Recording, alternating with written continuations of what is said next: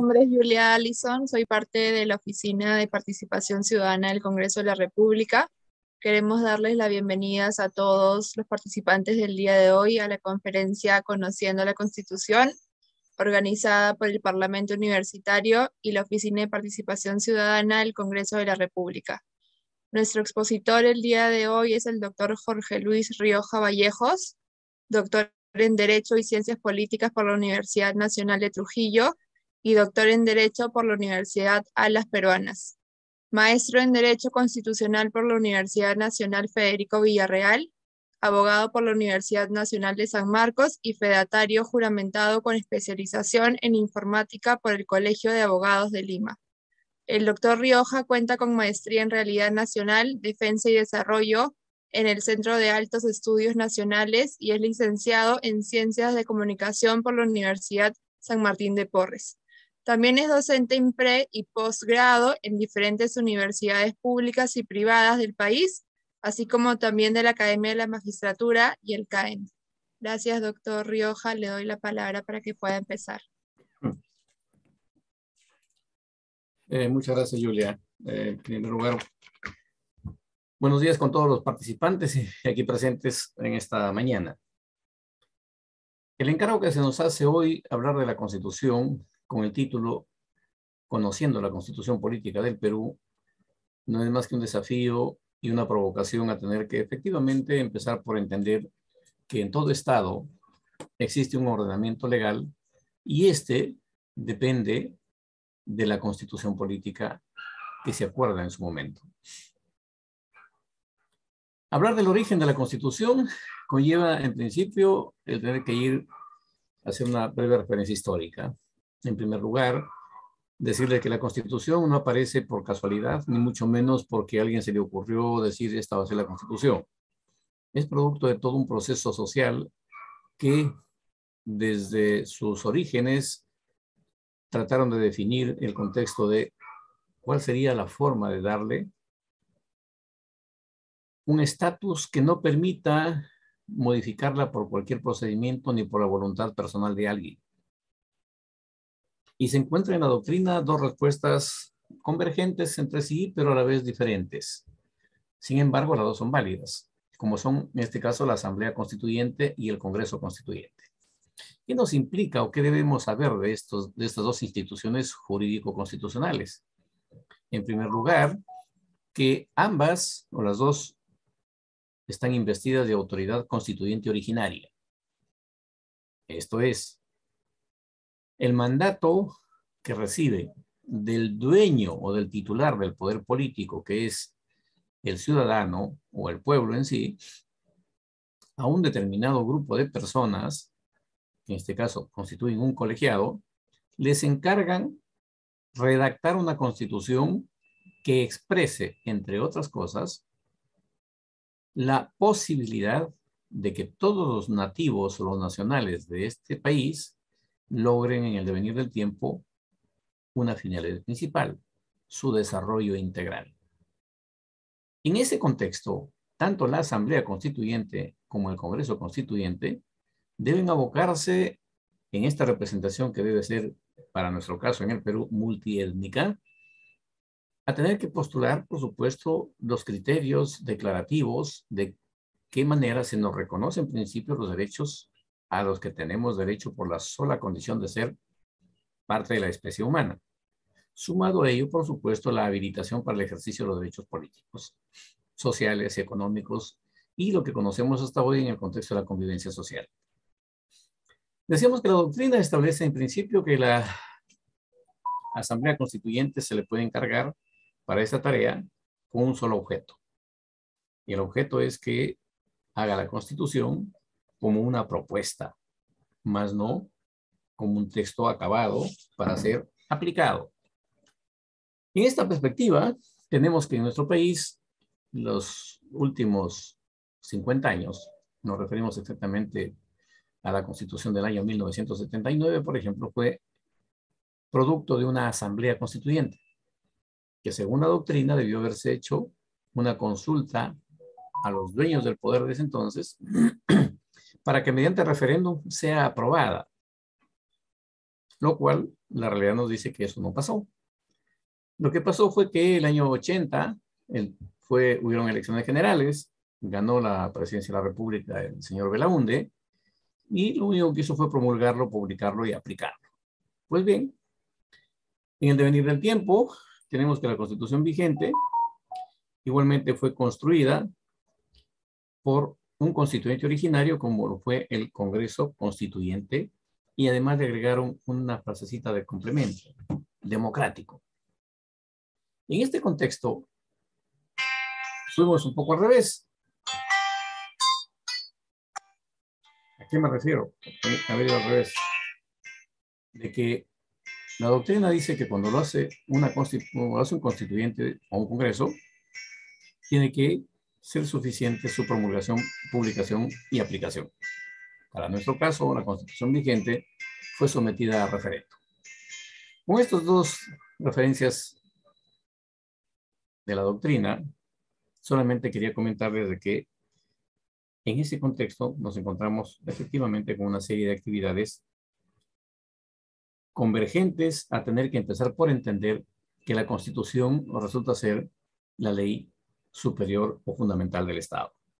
Dicho ello, vamos a ver, por ejemplo, que en nuestro país, para muchos tratadistas del derecho en el Perú, colegas académicos también, afirman de que efectivamente el proceso de formación del Estado en los 200 años de vida que tiene hasta hoy, desde la proclamación de la independencia, habrían 12 constituciones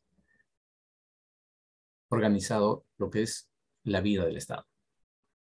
Desde el punto de vista del derecho constitucional, consideramos de que este proceso constitutivo del Estado conlleva, por supuesto, una serie de actos sucesivos conducentes a este objetivo. Y en ese contexto nos encontramos que a la fecha tendríamos 18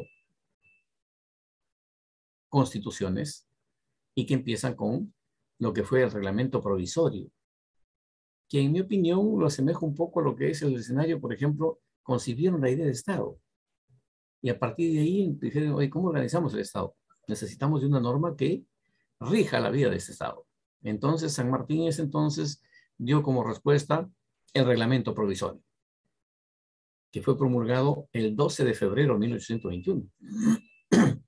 Y fíjense qué curioso. El propio San Martín advierte que al parecer era una norma incompleta. Tanto es así que este reglamento solamente duró 9 meses. Y el mismo San Martín le da otra nomenclatura, ya no reglamento, sino estatuto provisorio, que el mismo San Martín lo promulga el 8 de octubre de 1821, y esta norma sí duró un año. Fíjense que a la vez esta norma termina siendo la que instituye, dentro de su contexto de pretensión de encontrar a cierto punto, digamos, estamentos que ayuden a formar el Estado, lo que en estos últimos días se está reclamando y se proclama cada vez que tenemos crisis políticas en el Perú. Nos referimos al Consejo de Estado. Esto es, el Consejo de Estado lo concibe San Martín por primera vez en el ordenamiento jurídico de nuestro país, en el Estatuto Provisorio, en la sección 4. Igualmente, duró un año esta norma y fue reemplazada por las bases de la Constitución, que ya promulga el Congreso el 17 de diciembre de 1822, cuya duración también fue de 11 meses. Y fíjense que todos estos instrumentos, por ejemplo, tenían carácter declarativo en relación a la intención de constituir un Estado como el Perú. Recién en la Constitución de 1823 se empiezan a reconocer ya derechos, por ejemplo, de los ciudadanos. Es decir, en cuanto se refiere a qué edad debe tener un sujeto para ser ciudadano. Y también como tal, qué edad requería para poder ser candidato presidencial. En las normas anteriores, casi siempre quienes eran convocados para esta representación política tenían que ser contribuyentes o que paguen impuestos o los llamados notables del pueblo. A partir de la Constitución de 1823, se establece que para ser ciudadano, es decir, y tener autoridad o derecho para ejercer los derechos políticos, había que haber cumplido 25 años, lo que hoy se requiere como requisito para ser candidato a Congreso. Igualmente, esta Constitución establecía que se requiere 25 años para ser candidato presidencial. Imagínense ustedes un presidente de la República elegido con 25 años. Sin embargo, la historia nos da cuenta que esta Constitución nunca se aplicó. No tuvo vigencia, solo fue promulgada. En tanto que en esas épocas había mucha conflictividad social. Y 3 años después, el 9 de diciembre de 1826, es reemplazada esta Constitución por Santa Cruz, en la que establece que efectivamente para ser ciudadano había que tener 25 años y para ser candidato presidencial 30. Pero qué anecdótico resulta la construcción de nuestro país. Esta Constitución solo duró 49 días. Es decir, fue reemplazada por la Constitución que dio la mar el 18 de marzo de 1828, en la que establece que para ser ciudadanos deberíamos tener 21 años de edad, pudiendo ser candidato presidencial con 30 años de edad. Ya empezó a estabilizarse un poco más el país, y entiendo que la conflictividad social se fue diluyendo. Esta Constitución ya duró 6 años y 3 meses.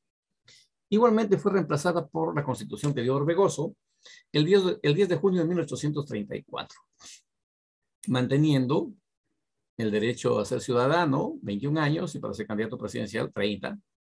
Esta Constitución es la segunda norma constitutiva del Estado que considera al Consejo de Estado, en la que inclusive le asigna funciones en los artículos 96 a 105 de la Constitución que dio Orbegoso.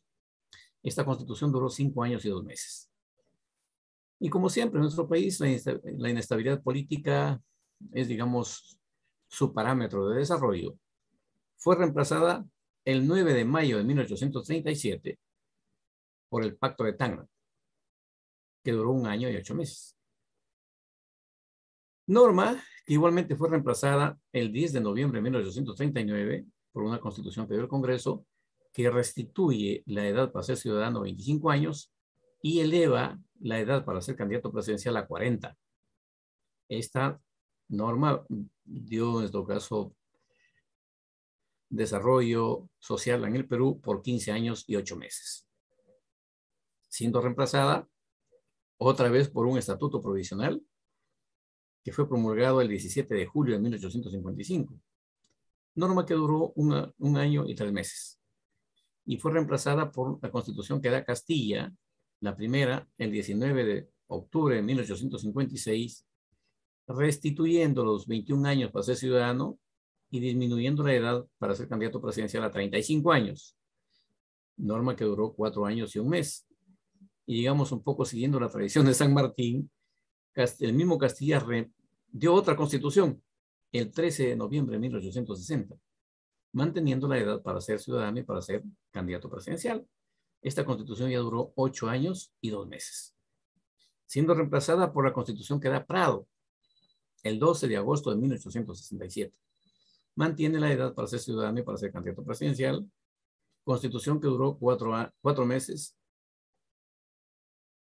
y 8 días, siendo reemplazada por el Estatuto Provisorio, promulgado por Piérola el 17 de diciembre de 1879, norma igualmente que duró 1 año, siendo reemplazada por la Constitución que da Leguía el 18 de enero de 1920, manteniendo la edad para ser ciudadano 21 años y para ser candidato presidencial 35. Esta es la Constitución que ha durado más tiempo en la vida de la República, 46 años y 3 meses. La que es reemplazada por la Constitución de 1979, que fue promulgada por Fernando Belaúnde el 12 de julio de 1979, y se disminuye la edad para ser ciudadanos a 18 años, se mantiene la edad para ser candidato presidencial 35, duró 12 años y 8 meses, siendo reemplazada por la Constitución actual, que fuera promulgada el 29 de diciembre de 1993. Que la fecha tiene 28 años. ¿Qué es lo sustantivo que tiene una constitución? El constituyente originario, como se había referido, se soporta en 2 columnas principales. En relación a la parte dogmática, en la que se desarrolla y se reconoce todos los derechos fundamentales que tenemos las personas en relación a la condición humana, y en la otra parte se desarrolla la parte orgánica, es decir, qué instituciones deben regir o deben administrar el Estado. Siendo esto así, nos encontramos que efectivamente han generado cambios que son respuesta a la realidad social de cuando se hizo la Constitución. Y digo cuando se hizo la Constitución porque en los últimos 28 años, mis amigos, la Constitución que tenemos vigente, probablemente muchos de ustedes no tenían ni noticia del tema, pero hoy tiene más de 50 reformas, es decir, más de 50 modificaciones. ¿Qué nos dejó el constituyente originario? La Constitución con 206 artículos. ¿Para qué? El constituido, que es el Congreso de la República, a mérito de lo que establece el artículo 206 de la Constitución, facultad constituyente derivada, pueda hacer la reforma de la Constitución. En el ejercicio de esta función constituyente derivada, los diversos congresos que se han dado hasta hoy, desde 1993, han hecho ya más de 50 reformas o modificaciones al texto de la Constitución. Lo que significaría, por ejemplo, digamos en un escenario técnico-administrativo, que deberíamos tener una Constitución ya con más de 256 artículos, o quizá 260. Y es ahí donde viene el punto de quiebre respecto al Congreso, que el Congreso no puede ampliar los artículos que dejó el constituyente originario. Porque siendo su facultad constituyente derivada, solo y tan solo puede modificar en ese parámetro de 206 artículos, de repente agregando párrafos o agregando, como lo ha hecho con el artículo 7A, que reconoce el derecho de acceso al consumo de agua potable a todos los seres humanos. Pero en sí, la Constitución, en sus orígenes, es decir, en 1993, incorporó, por ejemplo, modificaciones como considerar al referéndum como un mecanismo de participación ciudadana. Esto está reconocido en el artículo 31 de la Constitución. ¿Y qué nos significa ello? Nos significa de que los ciudadanos podemos impulsar inclusive, ojo, fíjense, referéndum. Promover la construcción de leyes de reforma constitucional. Promover ordenanzas municipales. Promover ordenanzas regionales, haciendo uso de nuestro derecho político. Pero ¿cómo llegamos a hacer este ejercicio? Basta la declaración que dice el artículo 31 de la Constitución, sería imposible. ¿Qué ha tenido que hacer el constituido del Congreso de la República? Hacer el desarrollo normativo habilitante para el ejercicio del desarrollo del derecho político reconocido en el artículo 31.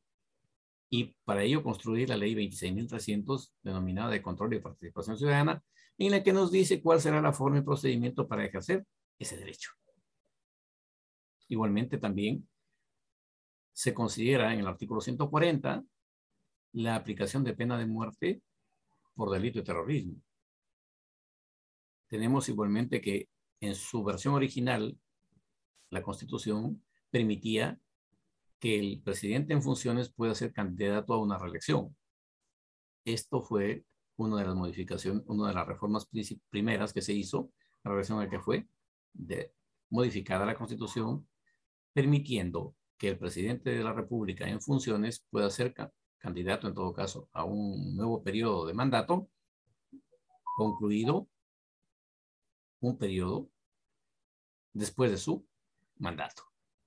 Esto es, si termina su mandato este año, asumirá quien sea elegido en las elecciones y podrá ser 5 años después otra vez candidato. También incorpora el proceso que en estos últimos tiempos ha sido de aplicación real y concreta. Nos referimos, entre otras cosas, por ejemplo, al contexto de la disolución del Congreso. En razón a que, si el Congreso no otorga la confianza a 2 consejos de ministros de manera sucesiva, el presidente de la República quedaba facultado para disolver el Congreso, convocando inmediatamente a elecciones para completar el mandato del Congreso disuelto. Hay algunas apreciaciones académicas que dicen los únicos que no son disueltos son los integrantes de la comisión permanente, lo cual es erróneo. Simplemente lo que los integrantes de la comisión permanente, la condición que adquieren por ser miembros de este colegiado es que ante la disolución del Congreso pasan, en mi opinión académica, a cuidados intensivos hasta que se instala el próximo Congreso. A la instalación del próximo Congreso cesan todos en sus cargos. Pero es una parte, si se quieren, del contexto de nuestra realidad. Siendo, como ya ustedes conocen, en todo caso, a quienes no estaban informados, les hago saber que nuestro Congreso es unicameral y además cuenta pues con solamente 130 representantes, 130 congresistas, los que son elegidos por distritos electorales en cada proceso electoral que es convocado para su elección en este contexto. También se incluye y se reconoce en el ámbito constitucional a la Defensoría del Pueblo y desde ya, por supuesto, se mantiene el respeto y la protección a lo que son las comunidades campesinas y nativas, así como también se reconoce la autonomía política, económica y administrativa de los gobiernos regionales y los gobiernos locales. En el contexto de los derechos fundamentales, que son inherentes a la existencia de la persona humana, tenemos que, por ejemplo, el artículo 1 que dispone que la defensa de la persona humana y el respeto de su dignidad son el fin supremo de la sociedad y del Estado. ¿Y qué hacemos para que eso suceda? En un país con tantas desigualdades, en relación a que inclusive el propio Tribunal Constitucional, si alguno de nosotros quisiera, por ejemplo, si fuera profesor de colegio, a ellos, por ejemplo, les han reconocido el derecho de darles una asignación dineraria por preparación de clase. Conozco de algunos casos que han ido o que llegaron al Tribunal Constitucional porque el sector de educación no les estaba pagando. Curiosamente, el tribunal ha resuelto de que se instala en el escenario de las cosas inconstitucionales. Así como también, por ejemplo, se ha pronunciado respecto al tema del hacinamiento en los penales. Sin embargo, creo que eso no soluciona el problema, puesto de que en el ámbito de los profesores es un derecho adquirido y no porque pase a un tema de cosas estado de cosas inconstitucionales, tácitamente viene a ser negado. Creo que eso no está bien. En el artículo 2, literalmente los 24 numerales y los literales que lo integran, se nos reconoce todos los derechos fundamentales inherentes a la existencia de la persona humana por la sola condición de ser parte de la especie. En los artículos 4 al 29 de la Constitución están integrados o incluidos los derechos sociales y económicos y, por supuesto, los derechos políticos y deberes también del 30 al 38 inclusive. Consecuentemente, como derechos políticos se nos reconoce el derecho a elegir y ser elegidos, el derecho a participar en la gestión pública y, por supuesto, también tenemos derecho, decíamos, a promover desde iniciativas legislativas de reforma constitucional, revocatoria de autoridades en lo que corresponde y la ley lo permita, y también hasta referéndum. Pero ¿qué tenemos como deberes políticos? Aquí, estimados amigos, he encontrado un escenario bastante crítico, por decirles, en mi apreciación, igualmente académica, que haciendo docencia me he encontrado con diferentes actores y protagonistas que tienen que ver con el quehacer, no solamente académico, sino jurisdiccional, y por qué no decir en este caso, pues gremial y otras actividades. Y me encuentro con un escenario de un divorcio en relación a lo que es nuestra identidad con el país. Y ese divorcio me permito acreditarlo con que hagamos una pregunta de repente que los participantes en esta sala, si me podrían decir, por ejemplo, cuáles son los símbolos patrios. Y entonces nos encontramos ahí que todo el mundo titubea y ahí viene el problema siguiente. ¿Cómo podemos proteger los intereses nacionales si ni siquiera sabemos qué país tenemos ni qué símbolos nos representan? Ojo, no son todos. Hay excepciones. Pero como deberes políticos también nos pide la Constitución y nos manda la Constitución que debemos honrar al Perú. Además de respetar, cumplir y defender la Constitución. Y por supuesto, es algo más importante, ¿no? Cumplir y defender el ordenamiento jurídico del Estado. Todo ello nos corresponde a todos, porque todo tiene que estar regido por un principio jurídico, constitucional, que considero que es la base fundamental de la convivencia, como es el principio de legalidad. En nuestro país se han dado cosas singularmente singulares. Hemos tenido inclusive ministros que han juramentado sin tener resolución de nombramiento. Y hemos tenido ministros que después de juramentar se han aceptado a sí mismos su renuncia del cargo de viceministros. Lo que quiero significarles, estimados amigos, es de que nuestro país urge el concurso de ustedes para que nos ayuden a organizar el orden, porque lo único que tenemos organizado es el desorden. Tanto así que, por ejemplo, fíjense, en el Ejecutivo tiene su ley orgánica, que es la 29.158. Si ustedes, mientras voy hablando, revisan con su Google la ley 29.158, primera disposición final, van a encontrar que dice cuántos son los ministerios. Y no vamos a encontrar que hay 16. Pero si revisamos las resoluciones que se nombran los ministros y que se publican en el peruano, vamos a encontrar que hay 19 ministros. ¿Por qué? Por una sola razón. No se ha modificado la ley orgánica del Poder Ejecutivo en su primera disposición final, incluyendo la creación de nuevos ministerios, como son del ambiente, inclusión social y cultura. Simplemente se han aprobado nuevas normas, se reconocen los ministerios y también aquí tiene responsabilidad el Congreso. Tácitamente los ha convalidado. Y en derecho, y más en derecho público, mis amigos, no puede haber situaciones tácitas. El derecho es de manera expresa o si quieren literal. Y es ahí donde debe regir con mayor rigor el principio de legalidad. Porque técnicamente tendríamos que decirnos de puro derecho, todos los acuerdos del Consejo de Ministros que tiene tres ministros, entre comillas, paréntesis y subrayado, como intrusos, todas sus decisiones devienen en, por lo menos, anulables. Y ojo, estamos hablando de los últimos 20 años. En el ámbito de nuestro Congreso, ¿cuál ha sido la realidad histórico-constitucional? El 98% de las normas que rigen en nuestro país y que han reconocido al Congreso, siempre ha sido Congreso bicameral. Hay una sola constitución que reconoce que debemos tener un Congreso tricameral y dos constituciones con la que está vigente Congreso unicameral. Fíjense lo que tenemos, por ejemplo. En la Constitución de 1823 establece en los artículos 51 y 52 que el Congreso será bicameral. En la Constitución de 1826, en el artículo 27, dice que habrán tres cámaras. Tres cámaras. La Cámara de Tribunos, en su artículo 42, la Cámara de Senadores, en el artículo 46, y la Cámara de Censores, en el artículo 50. Curiosamente, la Constitución de 1828 reitera lo que disponía la del 23, es decir, Congreso bicameral.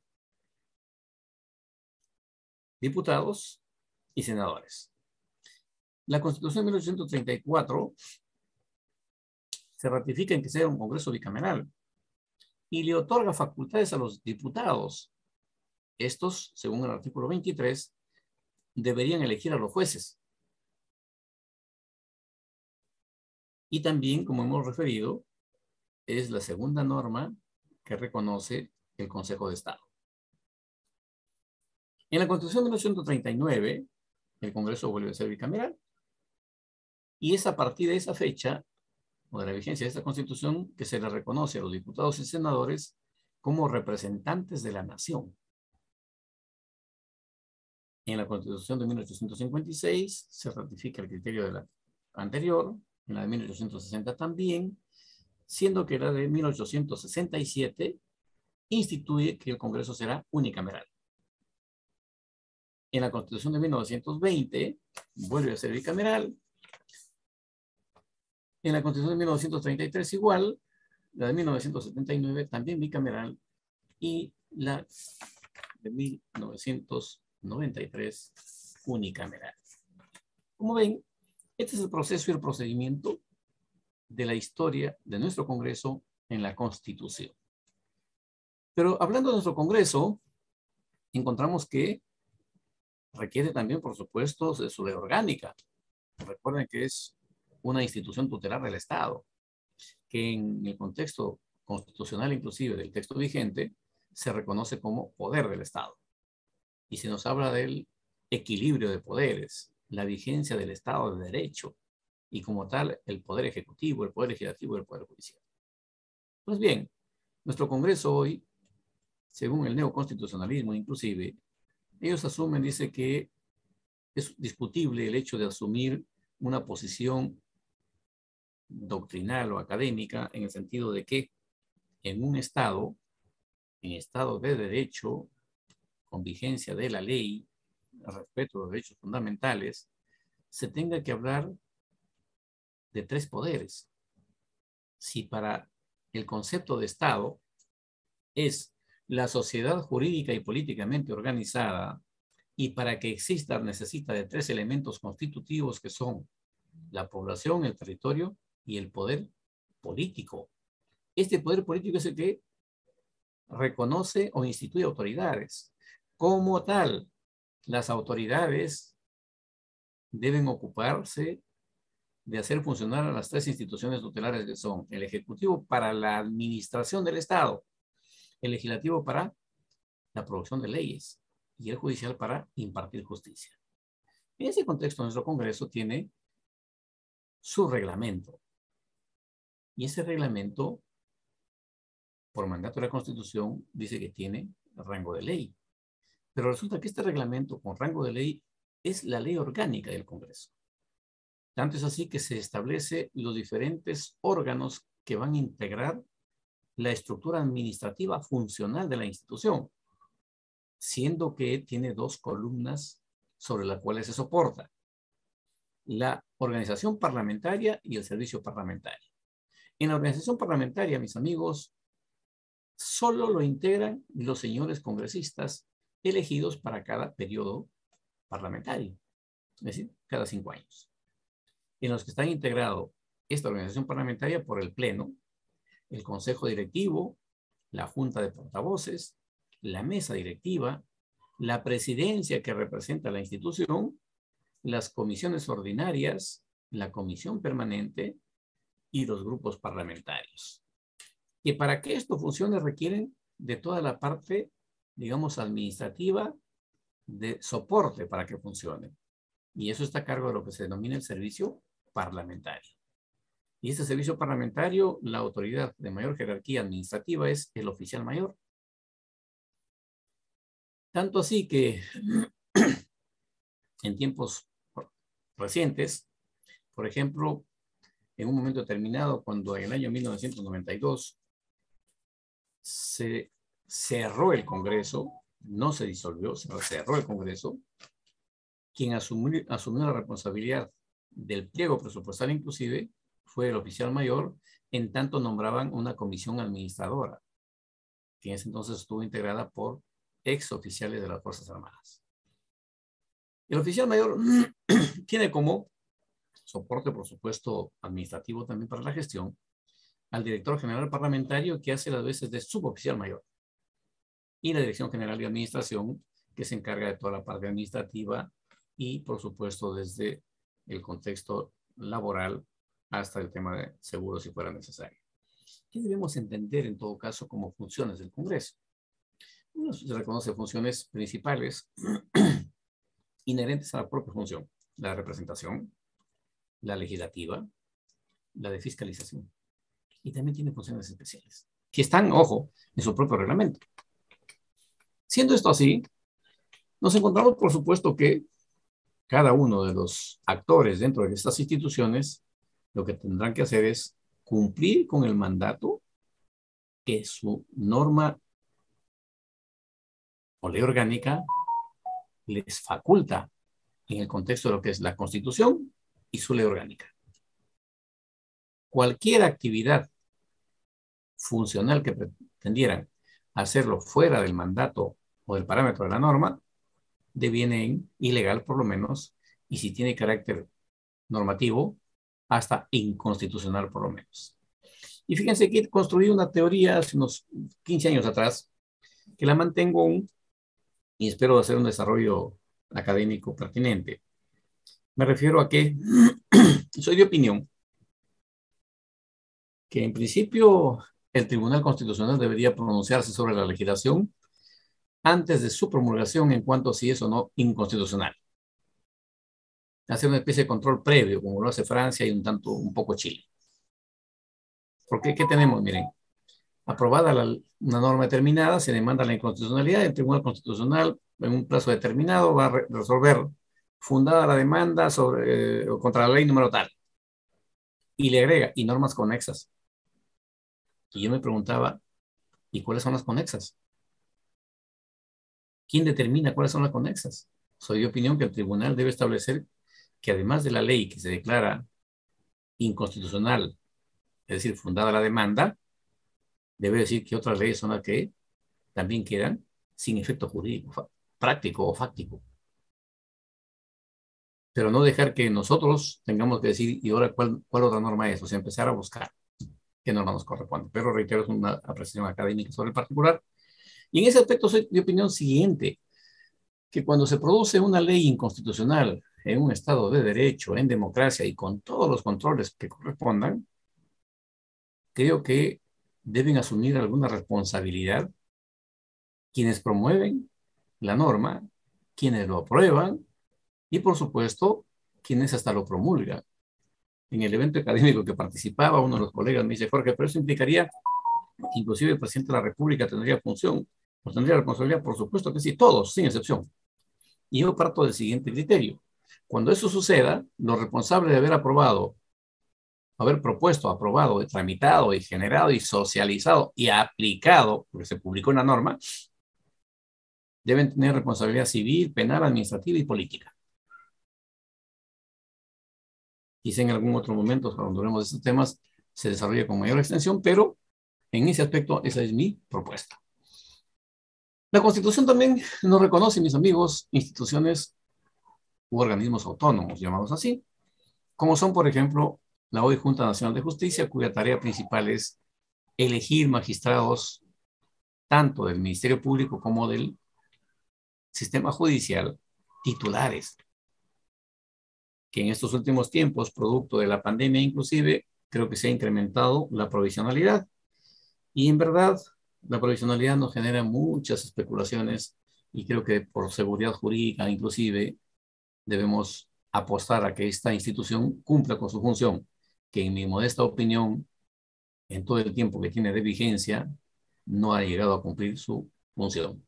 Y creo que está languideciendo y no está dando, como se dice, la talla a la demanda de las circunstancias que el país demanda.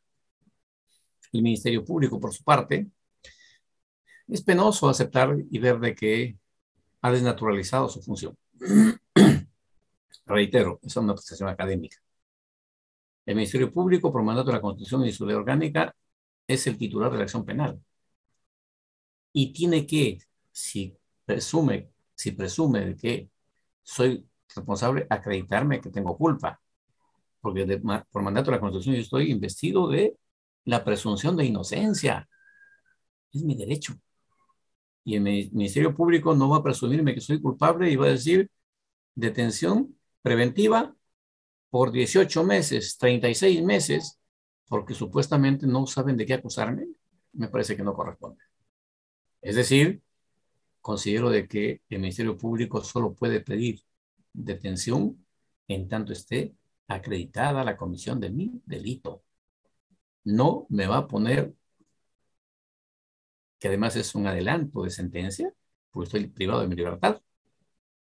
mientras investiga de qué me acusa. Ojalá en algún momento retome su rumbo el Ministerio Público y efectivamente cumpla con el objetivo por el que ha sido creado.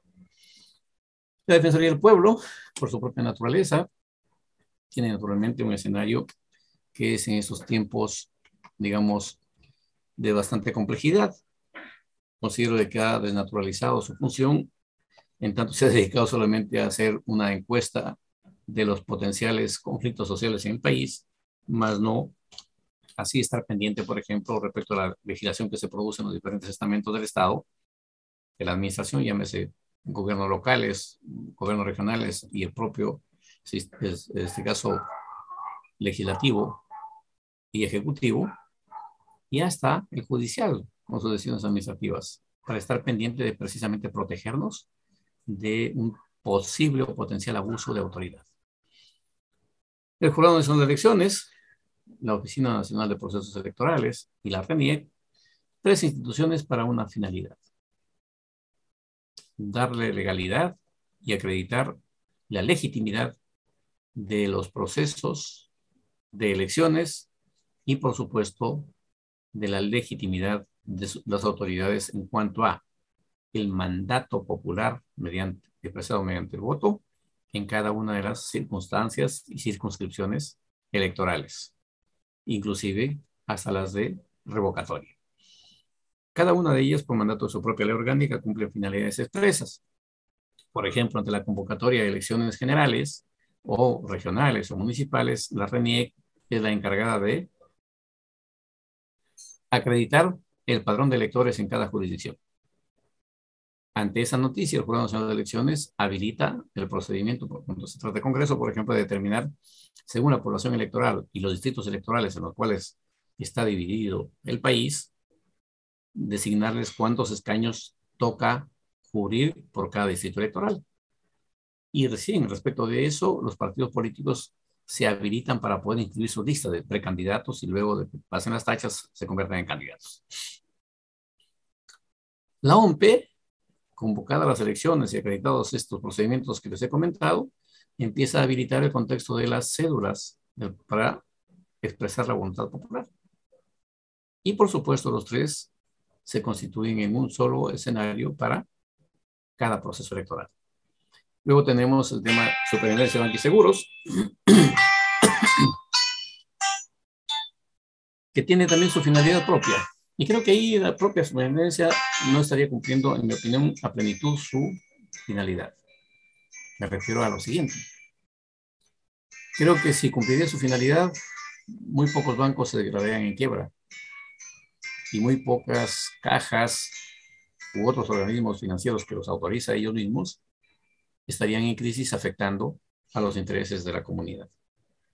Soy de opinión que efectivamente debe darse un escenario de mayor celeridad y mayor proactividad de los funcionarios de la institución para garantizar la estabilidad emocional, creo yo, además y financiera de la sociedad. La Contraloría General de la República, en estos últimos tiempos, he escuchado por lo menos de que está haciendo control concurrente en lo que es el gasto público, lo cual me parece pertinente y ojalá sea más proactivo en este aspecto para evitar el contexto de los infinitos procesos de corrupción que lamentablemente en el venir del tiempo solo se tiene la noticia de que hubieron y hay muy pocas sanciones que deben servir de ejemplo para que quienes vuelvan a asumir gestión no incurran en el mismo tipo de error, llamémoslo así en todo caso. El Banco Central de Reserva es una de las instituciones tutelares de lo que es la administración financiera del Estado y su directorio está integrado por 7 miembros, que desde ya el Congreso de la República y el Ejecutivo tienen la responsabilidad de constituirlo. El presidente de la República propone la designación del presidente y además de eso designa a 3 directores. El Congreso de la República ratifica la designación de la propuesta del presidente de la República para la presidencia del Banco Central de Reserva o lo rectifica y si no lo acepta, pide otra propuesta y además designa también 3 directores en su representación. Tenemos finalmente lo que es el Tribunal Constitucional, que está integrado por 7 magistrados y Es tarea también del Congreso, tanto como el defensor del pueblo, de elegirlos con una votación bastante rigurosa y, digamos, especial. Y hay un detalle que debo precisarle, mis amigos. La tarea del Congreso de la República de elegir a los magistrados del Tribunal Constitucional, tanto como al defensor del pueblo, no lo hacen porque sean congresistas solamente. Lo hacen en un escenario figurado de que los elige el pueblo para administrar justicia en nombre del pueblo. Es en ese contexto que el Congreso de la República y la Constitución ha establecido de que tienen que ser elegidos los magistrados con no menos de 86 votos de los 130.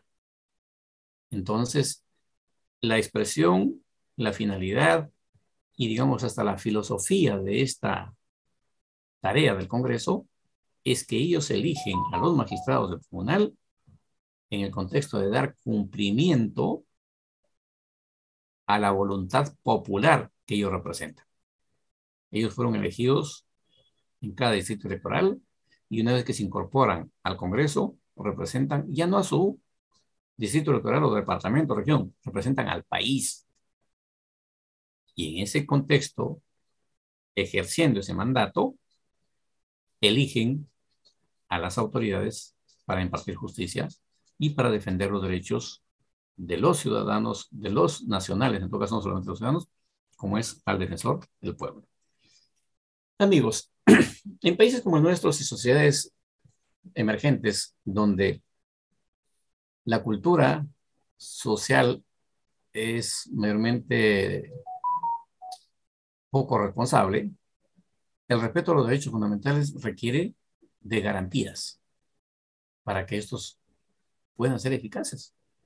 Es así que en la Constitución nuestra, la que está vigente, las garantías constitucionales, el constituyente originario, el CCD en este caso, dejó expresamente las garantías en el artículo 200. ¿Y qué nos dice? Que tenemos derecho, por ejemplo, a la garantía de habeas corpus, a la garantía de acción de amparo, a la garantía de acción de habeas data, de proceso de inconstitucionalidad, de acción popular y de acción de cumplimiento. ¿Todo ello para qué? Para que precisamente el ordenamiento jurídico del Estado, que es el que administra el gobierno de turno, respete los derechos y si hay vulneración, podemos hacer uso de estos procesos judiciales o jurisdiccionales para garantizar la integridad de los derechos fundamentales que por naturaleza nos corresponde y que la Constitución los reconoce. No quisiera agotarlos más, prefiero dejar ahí el tema, en tanto consideren y si tienen alguna consulta, con mucho gusto estamos a su disposición. Desde ya de mi parte, gracias por la atención. Buenos días. Ya está. Ya. Muchísimas ¿Estamos gracias. listos? Gracias, doctor. Sí. Bueno, gracias a todos de nuevo. Hasta la próxima. Chau, chau. Chao con todos.